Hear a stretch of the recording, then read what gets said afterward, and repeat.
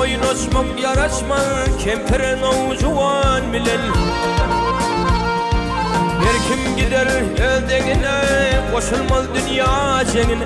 Kahlattan alıp sonuna ötmeysen arman bilen.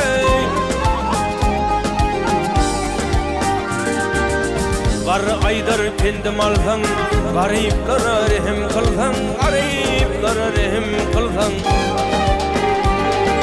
Göhrem bilen oynap gülsen, geçer ömrün devran bile.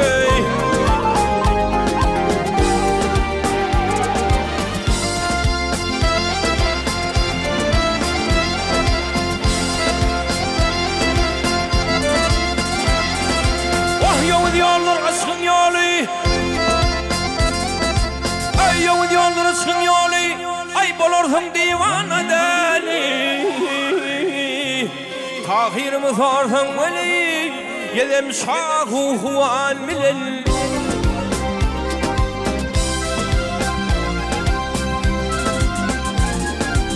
Yüzleri bağların gülü, taşlarım soğhasın bülü. Ovalın yerim bilbili, örter seni pıgan bile.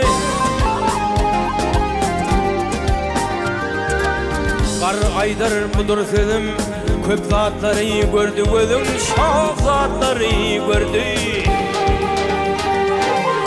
Sen oğlum mührü canıydım, aklınız var peyman bile.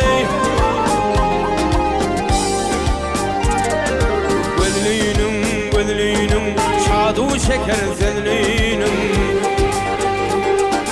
Sen oğlum mührü canıydım, sen oğlum mührü canıydım. Ahdiniz var peyman bilen, ahdiniz var peyman bilen, ahdiniz var peyman bilen.